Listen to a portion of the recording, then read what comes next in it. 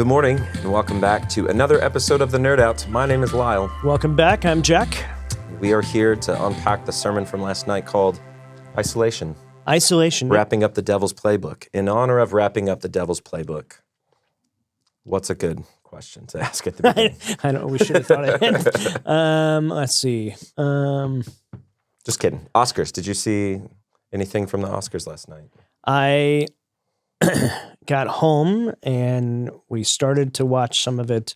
I saw the Adam Sandler where he was just basically inviting people to a 5-on-5 pickup game, dressed like Adam Sandler was, and dressed like Adam Sandler was when he went into the Target that my son works at, and my son got to say hi to him. That's right. And, his sister lives in Tucson, I think. Yeah, I think. Is the connection. So he came into the Apple store that I used to work at a couple times. And then he left early in the show, and I don't know if he ever came back or that was just part of the shtick. Yeah, I saw nothing other than I did see the highlight of Kieran Culkin's acceptance speech about wanting more children, and just I thought did it was see really that part, that was cool. I enjoyed that. It was heartwarming. It was pretty good. Yeah. And that's the brother of Macaulay Culkin. Yeah. Okay, Home Alone guy. Okay, all right. Mm-hmm. He's the little kid that one of the memes was like where he's sitting at the table and he's like he's like, please don't let him have whatever. He's gonna wet the bed, and then like he's at the table and he's got his drink. So like instead of the drink, they like put in the Oscar trophy of him just staring. That's the new meme. It's pretty good. Yeah. Who would have thought? Who would have thought in the early 90s that the no one would have thought that. annoying little one who wets the bed would be the one to win the Oscar? Supporting actor, right? Best supporting actor, Yep. yeah. Yep. It was actually a really good movie, too, the one that he was in. So, A Real Pain is what it's called. I didn't see that one. It was on Hulu. Okay. Something like that. So, language warning. But yeah. Good to know. There you go. All right. There, yeah. Isolation. Wrapping up the Devil's Playbook. We've got some takeaways from last night. So if you missed last night, here's kind of the key things that we want to make sure that you don't miss of what happened. So number one, isolation tends to lead to destruction. Not always, but it tends to. So that's important for us. Isolation tends to lead to destruction. Number two, we are designed to be in community, both with God and with other believers. Number three, the enemy often uses isolation as a tactic to pull us away from God and his church. Hence the reason it's in the series, The Devil's Playbook. Hence. And then number four, we tend to wander into isolation, but we must intentionally step into community. Yeah. So those are the four, can't even count this morning. That's what kind of day it's going to be. Those are the four key takeaways from last night. And kind of right off the bat, you talked about how we're needy from birth. And just that we're born into this world not self-sufficient. Like Correct. in fact, as children, as babies, we contribute very little to the world other than poop and vomit and some liquid stuff. That's lots of audible sounds that prevent people from sleeping, and that happens for years. So how does this concept of knowing that we're needy, how does that challenge our cultural emphasis on independence, on self-reliance?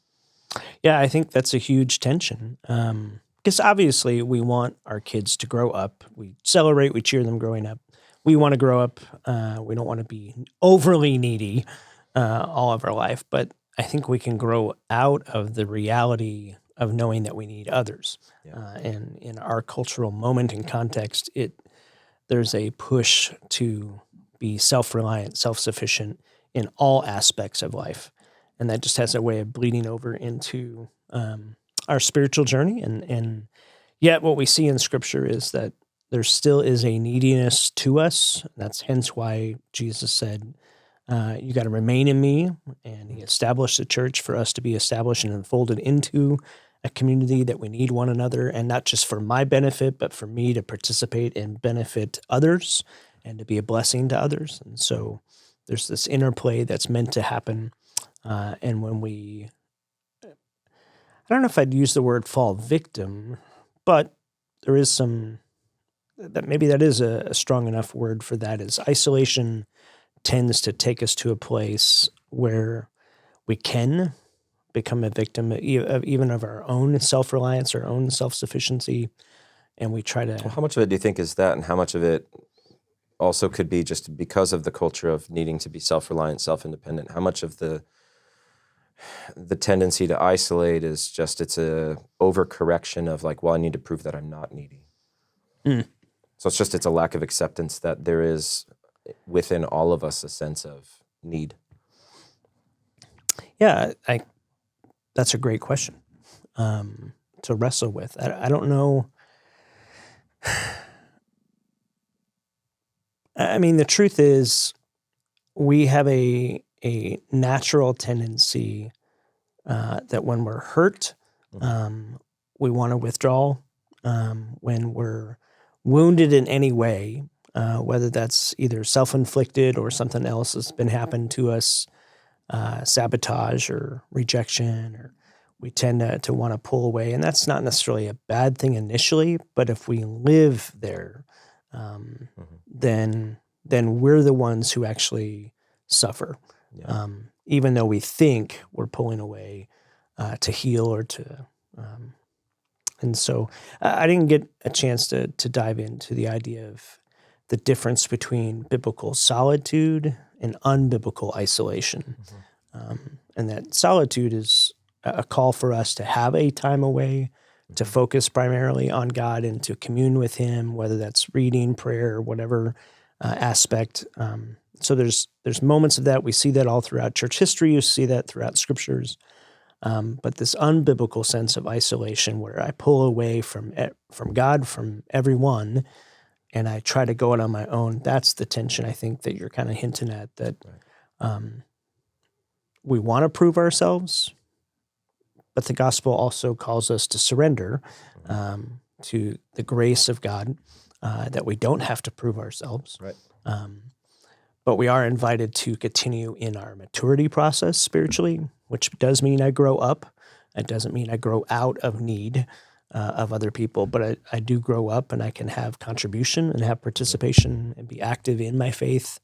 And that's, I think it's Paul that talks about, you don't need spiritual milk anymore. I'd like to give you more. And so it is this idea of maturing, not to be a spiritual baby all the time, but we never outgrow our sense of neediness or our sense of need and camaraderie and pull toward community. Yeah.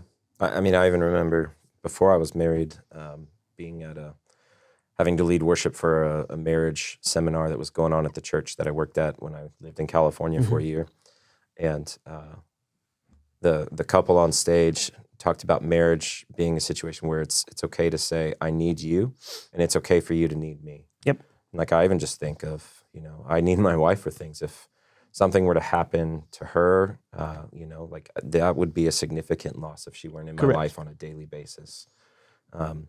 Because of just how, like, there are things that I need, and God has given her to me as a partner, a person who gets to do that. And not just her, like that extends to, other people around me in my circle in the same way it does for you. So I think it's a good recognition that there's a healthy level of need that we all have, that God designed us that way so that we wouldn't make ourselves into gods. Right. We're not God. And it's a good reminder that we're made with limits and edges and limitations. And maybe all of that, when we recognize that, is just a reminder. Okay, I've been wired to connect. Like, even studies, I didn't get a chance to touch on just some of the neurobiology stuff. Look at us. We're getting into two things you cut, and I didn't even have to ask the question yet. No, the whole things that they're going into of just that our brains are wired to connect with others, and that when we live isolated, I think that's why even solitary confinement is such a punishing reality for people, because you can get lost in your own head. That we've all been created to need connection with others. Now, you may be introverted and you're like, well, I don't know, I don't need that much. And there's different strokes for different folks, but levels of that. But we are all called, and I think that's why the establishment of the church, not just our church, but the church, and why we're wired as followers of Jesus, that a follower of Jesus to live isolated is an oxymoron, because you just don't see that in the life of Jesus, and you don't see that in the pages of Scripture. Right. And so, which I was going to ask about that and bring up, because you're right, like early church history, you just don't see that in the Scriptures, and yet there's also this early period with the Desert Fathers, as they get like called. the Essenes, yeah. Where you'd get these monks who wanted to pursue Christ so wholeheartedly Right. that they went out into the desert by themselves. I mean, you just hear these ridiculous stories. Yes. Like the guy who Third, put himself fourth on like century. a pillar. Yes. It was like a 30-foot pillar or whatever, and he just lived on top of that For thing. like and years. Yes. I mean, it's just... What? I think he had people bring him food. Yeah. Well, there's a really So- gross story that I won't bring up that involves maggots, but Thank you for letting that, edit that out. I think, trying to think if there's how to put a question around that, but I guess the idea of where I'm getting at even with that is I could choose to eat nothing but sugary stuff and just like, we could choose to, if I had kids, I could choose to give them all the things that they love and be like, cool, let's just have ice cream all the time. It's Dairy Queen for everyone for dinner every night of the week. But that's like Are you saying that's wrong? it's a possibility, but it's not healthy. That sometimes we have to make decisions to forego certain things so that we could be healthy. So even to your point of the introvert, as someone who's introverted, that just tells me how I get energy. Like I regain energy when I'm more on my own and get to think through solitude some stuff. time. Right. But there comes a point that if I want to choose to be healthy, I have to engage with other people and community because I know that that's what's best for me. So how do we get to that point? Like, what do we see in Scripture maybe, or what is it about the church that's meant to draw me to understand that that's where I'm healthiest? I think the invitation of the church or the movement of the church is to say, hey, you have some gifting, some abilities, some talents that need to have a place and a space to make a contribution. Because it's not just about you. That's Philippians chapter 2. Don't think of your own interests, but think of the interest of others. And that the whole body, 1 Corinthians 12, right? 1 Corinthians, that we all have a unique part to play and a contribution to make. And so as we get to live that out, if I live that out in isolation, then that's like me being the foot, and that's all I ever have is that, and I have no hands, or I have no ear, and I have no eye. I know that's a weird analogy, but you get to a place where you miss out on so much because you're only one part. And that's why I think Jesus established the church, even with his disciples, this community. And even within that, Peter, James, and John were the three that he spent a little more significant time with. And so, again, when we talked about, we get some of these application stuff toward the end. It's, are you vulnerable? Are you authentic with someone? You can't be that to everyone, but can you be that to someone? You've got to have someone that you're going to a deeper level. That it's like if you can swim in a kiddie pool all your life, but then when you go to a resort and you actually go to a really nice pool, or you go to these Olympic-sized pools, or you go to an ocean, you're like, oh, I've been missing out.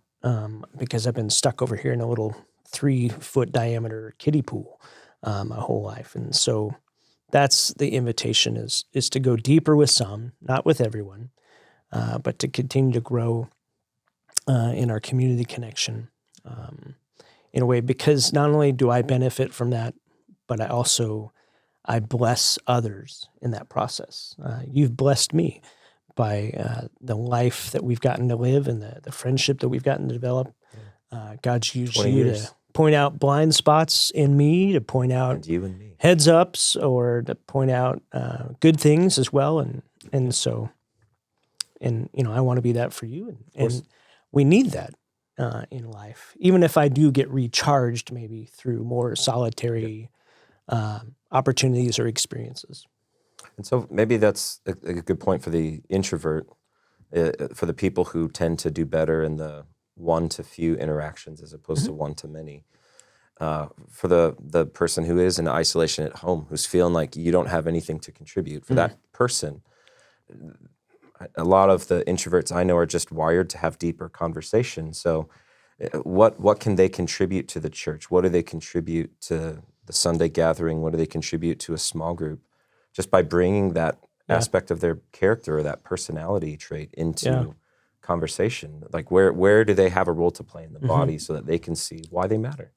Yeah, I think if that's you, for you to show up on a Sunday to say, okay, I'm going to choose to be part of something that's bigger than me, and something that maybe is a little bit out of my control, because I know if you live that way, you kind of like to have structure and you like to have control over that. But if you'll forego the the uncomfortableness sometimes of choosing to put yourself in a circumstance where maybe your prayer just from the parking lot into church is, God, who's the one person that you need me to notice tonight? You need me to reach out to tonight. And what if we just had a team of people that maybe are wired a little more individualistic or wired a little more solitary, introverted, that said, hey, I'm going to look for one. I'm going to look for the one in the crowd. Because my hunch is there's people that come Sunday after Sunday after Sunday that are just needing a word. They're needing an encouragement. They're needing someone to be able to ask them a question and then a follow-up question.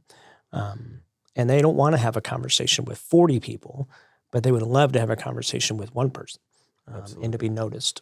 Right. And so significantly that.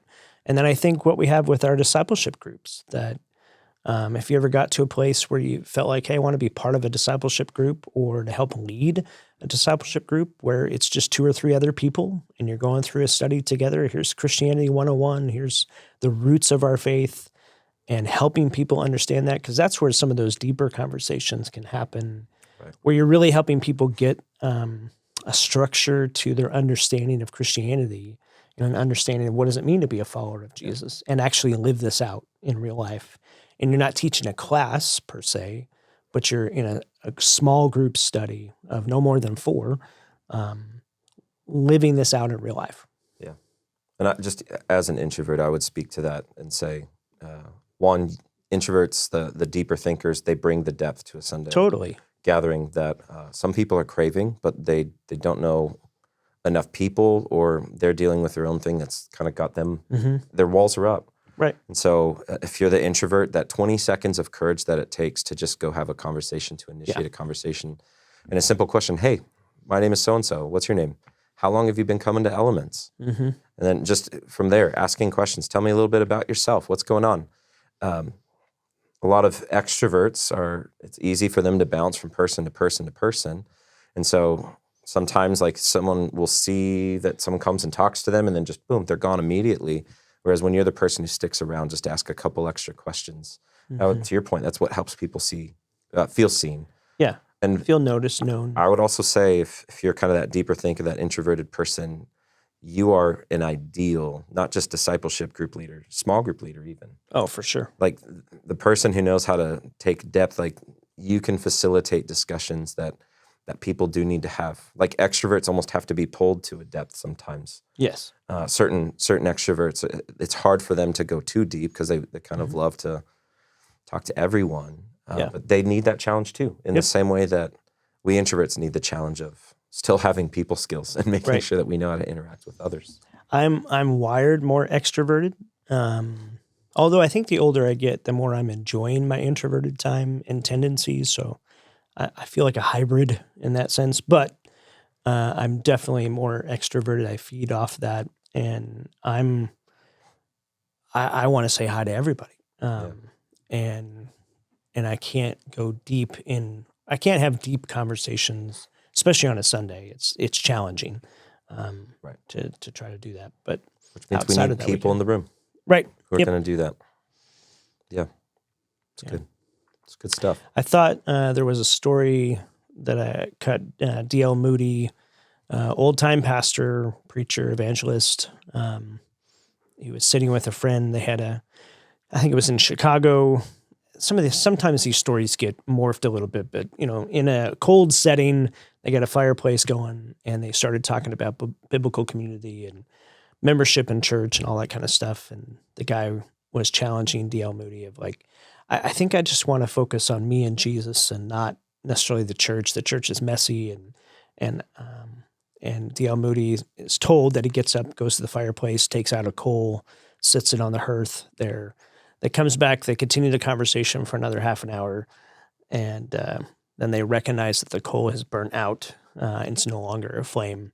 And he says, that is what happens when you isolate and pull away from the community of God that he's established you to be in. So don't do that. And I thought that's a great illustration, a reminder that we need one another to fan the flame. That's what the passage in Hebrews was talking about, is provoke one another toward love and good deeds. So charge each other up to do that, and don't get in the habit of neglecting meeting together, because you'll get to a place where you don't want to be.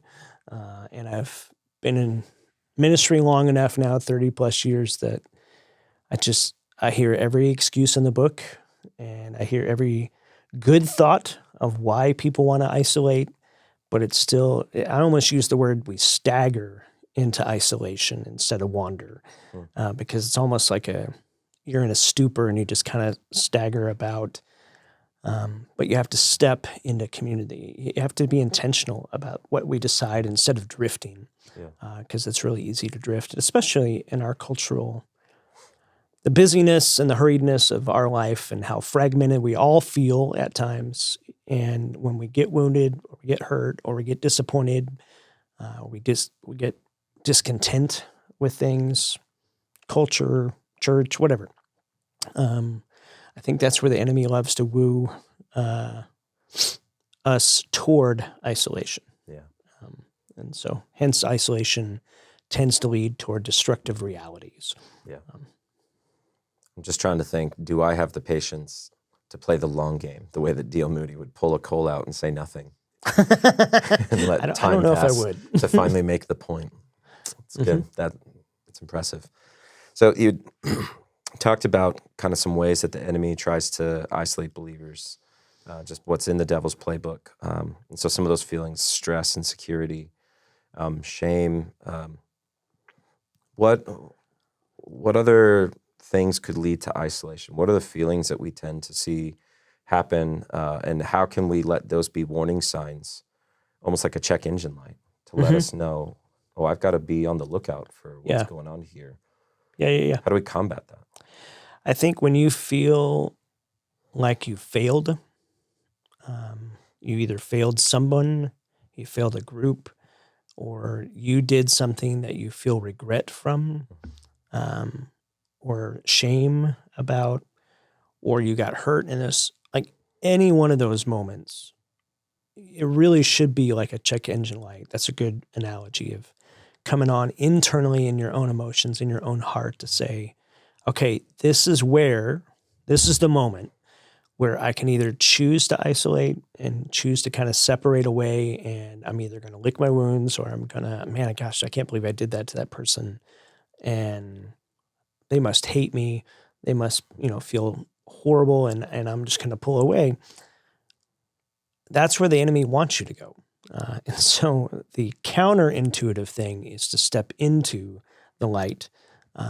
We sin in secret, but we only heal in community. And so it's to step toward community, to step into, hey, I've got as we talked about the practice of confession, that you got to have some people you can go to. And again, you don't have to confess to everybody, because people got to be worthy of your trust. And not everybody is. And so it's okay to be guarded a little bit of who you put your confidence in. But we also have to show vulnerability to go, okay, I'm willing to let my guard down here a little bit with this person, to say, hey, I need to own this, because if I don't, I'm going to continue to hold it, and it's actually going to continue to pull me away from what I know I need. And I'm going to end up that's where the trajectory of your life goes. That when you get in one of those moments, the emotional dashboard light goes off. You have a choice in that moment that will choose the trajectory of which way you go. Because our drift toward isolation sometimes is a slow drift. And could be a matter of months, weeks, years. And we wind up and we wake up 3-4 years down the line and go, gosh, I have no one around me. And it didn't get like that overnight. Right. But, and this isn't a thing to say, you got to be in church every week. Where's the trajectory of where your life is going? And is it moving away from godly community that God's established you to be in and healthy relationships that will push you at times and can be a safe place? And you may get hurt a little bit in the context of that. But if you are healthy and you work through it together, you'll actually be connected into isolation never leads to intimacy with God or others, but community always does.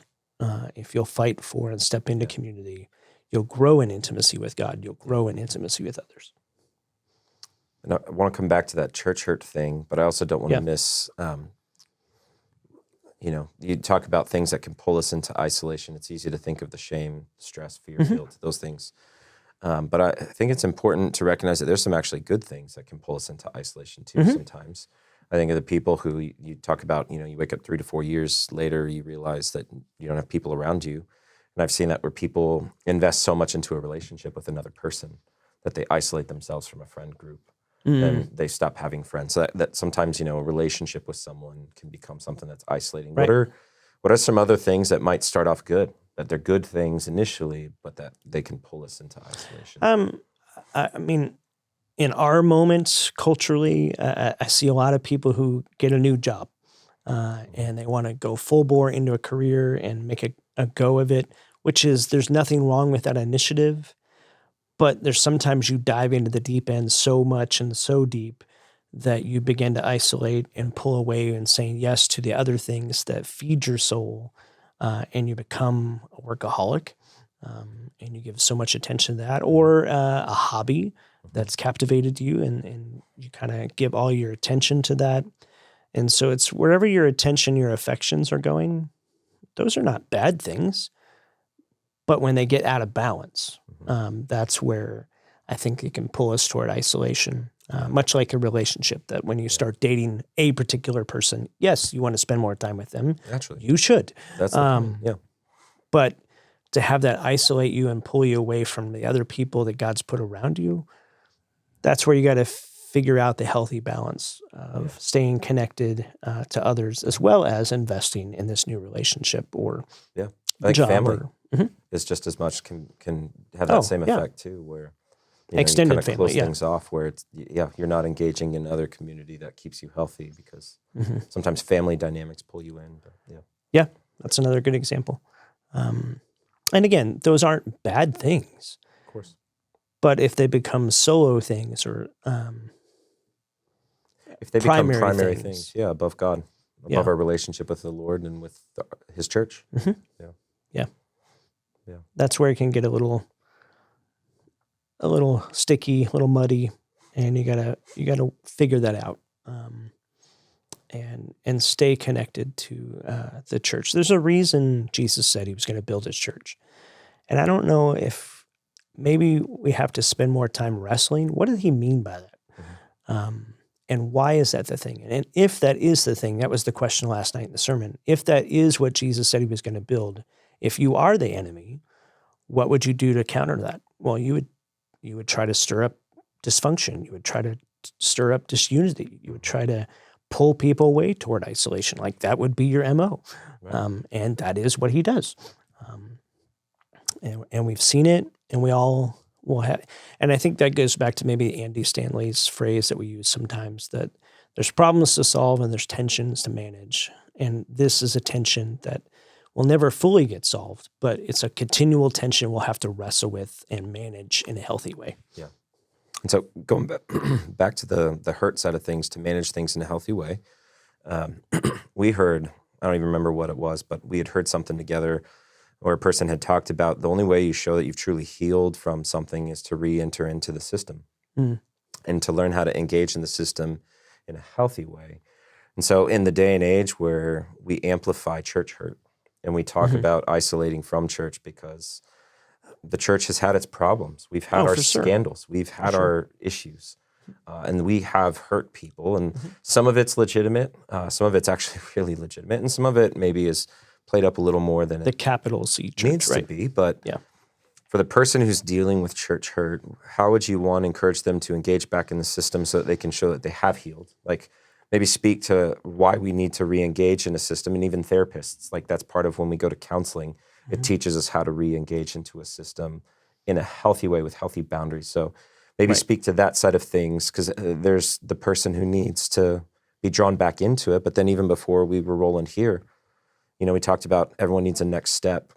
Well, for the person who's doing really well at not isolating, how do we become the church, or maybe how do we continue to be the type of church that helps those who struggle with isolation come out of isolation? How do we help guard each other against isolation?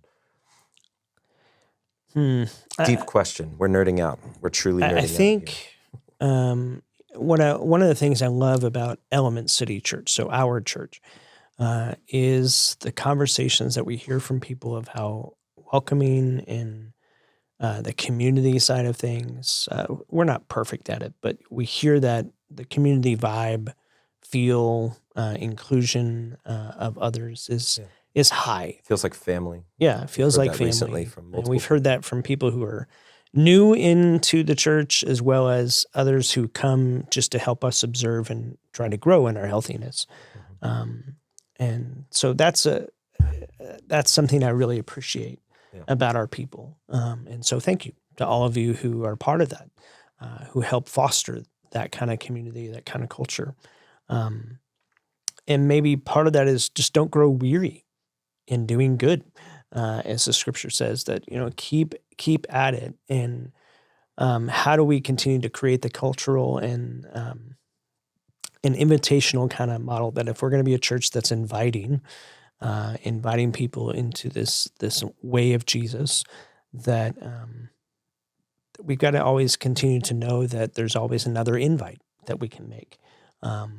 And in just inviting people into those next steps of faith, and whether that's just making Sunday nights a regular rhythm, or whether that's into a community group, or helping to start new ones, or into a discipleship group, or to a serve team, or to going out to dinner, or to other activities that we do for people to connect. Like, it was fun being on the guys' hike with a couple of guys I didn't know that well, and to get to hear their story a little bit. And it's a way outside of Sunday to make that connection happen. And so it takes each of us kind of owning that when you show up to church, you are the church, and we're not showing up for a service and we're going to sit here and watch, but you get to play a very much a key role in inviting and getting to know people and inviting them into next steps with that. So going back to the church hurt question,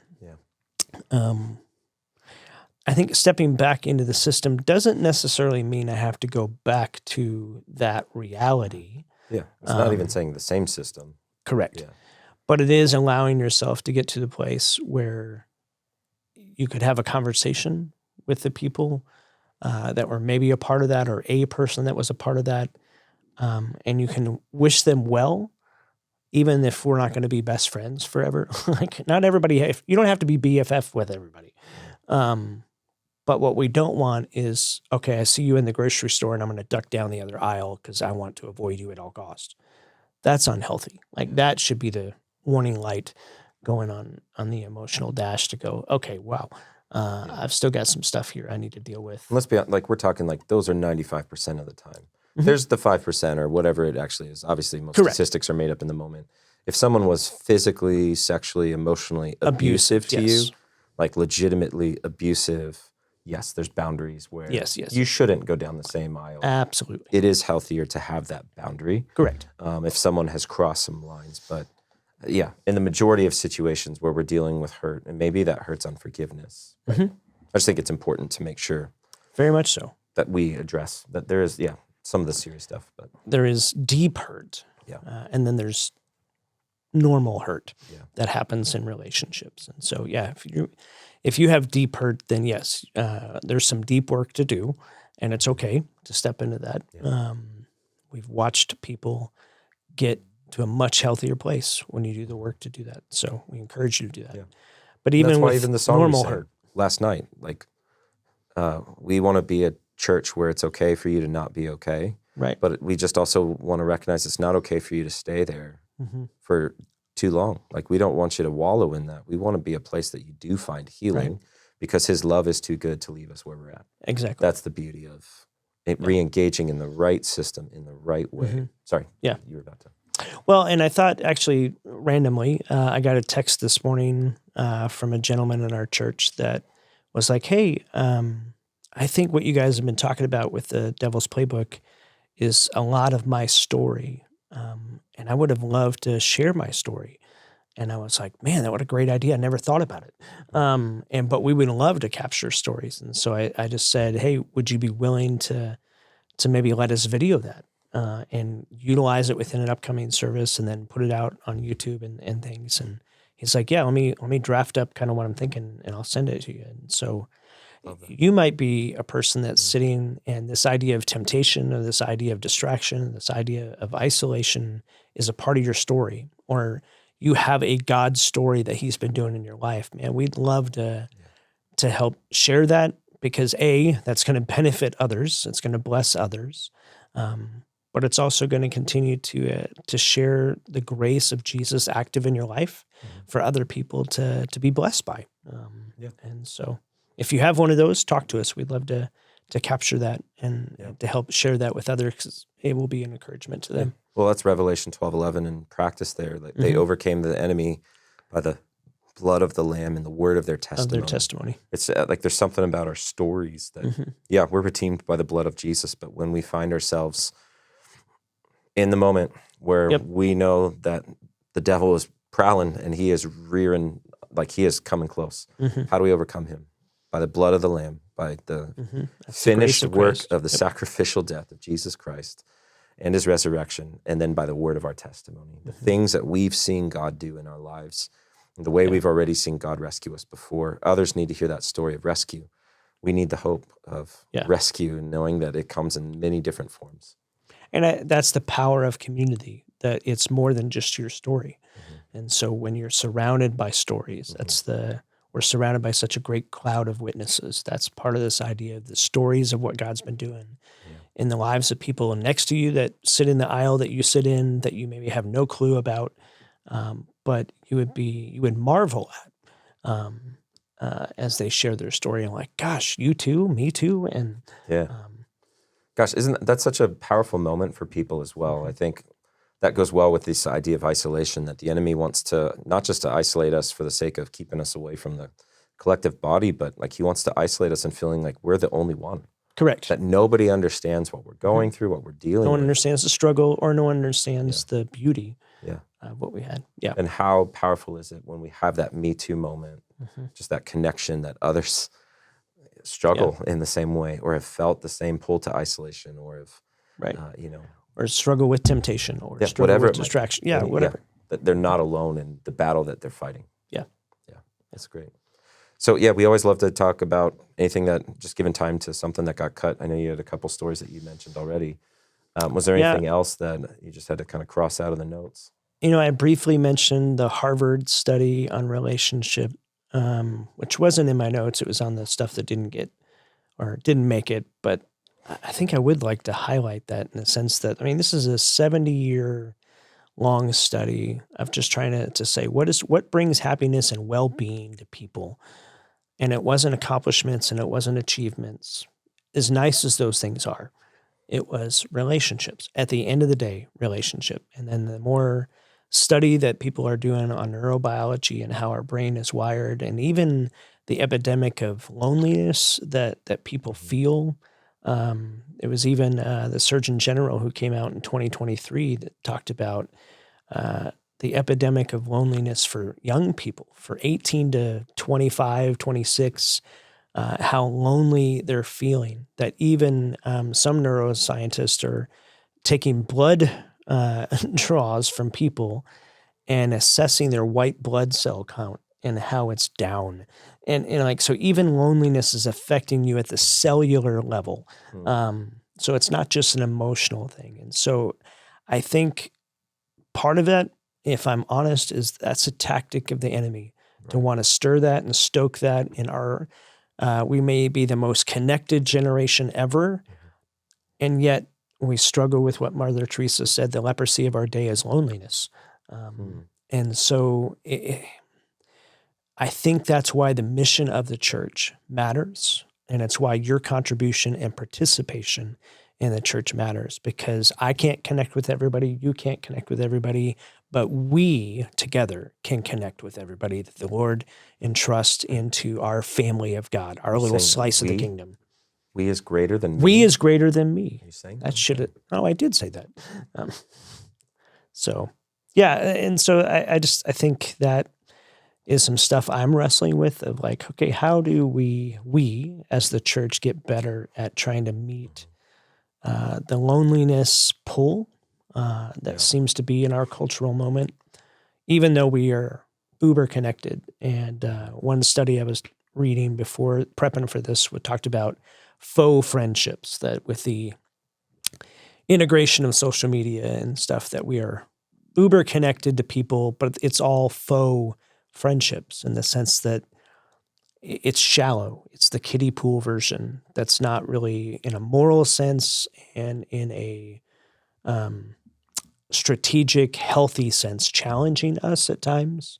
We don't have many friends that are deep enough in our life that can actually call us out on our blind spots, or call us to something greater.